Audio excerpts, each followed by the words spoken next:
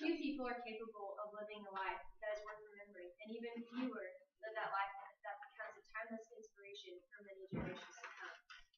Corrie Boone lived a very inspirational life. She's a woman who faced many trials, and she dedicated her life to hard work and surrender to what the Lord had for her, beyond whatever came her way. She was a watchmaker's daughter. She was Dutch. She lived in a little town and ran the business with her family. She was the first person to start a resistance against the Nazis, otherwise known as Gestapo, which were running a secret underground mission to find all of the Jews in the area. She was very smart, though. She converted the space between her walls as a hiding place for Jews. Over the years, she saved over 800 lives.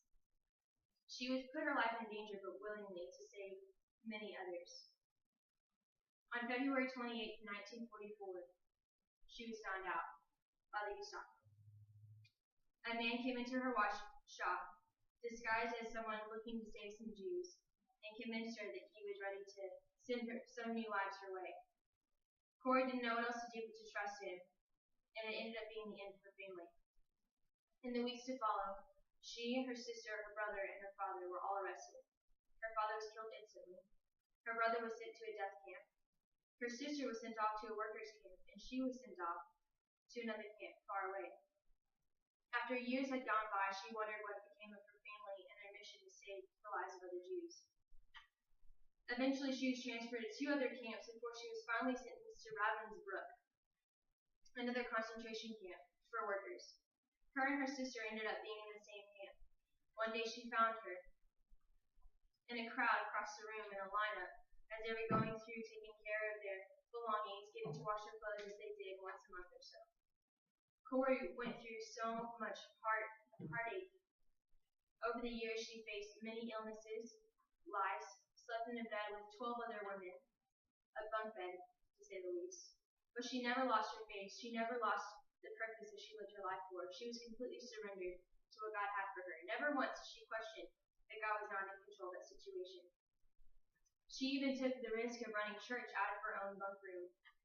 She knew the times for roll call. She was very smart. She made the best out of any resources that she had, but she had to work very carefully. Few times she was caught, but did not have to face punishment. She even stood in front of a death chamber, and something went wrong, and her life was saved by a miracle. God had protection over her life. Throughout her stays in these various concentration camps, she never thought selfishly. She continued to focus on God's purpose for her at these camps. Her life in continuous torture was completely surrendered to her ministry and the people there. Eventually, Corrie gained the trust of those around her and continued to add more and more people to her church service. It became an event. Other people from other camps, other women tried to come in. Throughout the day, she worked hard and tirelessly at every task that was assigned to her, even though she knew she was there for the wrong reasons. Years and years go by. Her and her sister continued their ministry. They faced many obstacles, working without shoes, working to faint, passing out of hard labor. Eventually, her sister fell ill to some sickness she could not fight off. She was too old and too weak and too feeble, malnourished, to defend this. Just months before the war was over, her sister lost her life to this illness. Corrie had no idea who was left of her family, but she knew that God was in control still. And she continued on. Never once did she complain. Never once did she doubt God. Eventually, a few months had passed after her sister passed away, and the war ended. They were set free. Her sister never set foot in freedom, but Corrie walked freely. Her quote, "It would be an honor to give my life for God's chosen people." She was not afraid of death, but she never had to face it in those camps. Thankfully, in her life, she continued to use it, even past freedom. As she walked out in freedom, she knew that she was given this life for a reason, and she was going to use it as best as she could. She wrote a book, The Hiding Place, that talks about all the things that she went through. Instead of it being a story about the treacherous thing that she faced, although that would be enough to touch the lives of many, hers tells a story of forgiveness, redemption, restoration. She not only forgave the Nazis that turned her in, but she sought restoration within.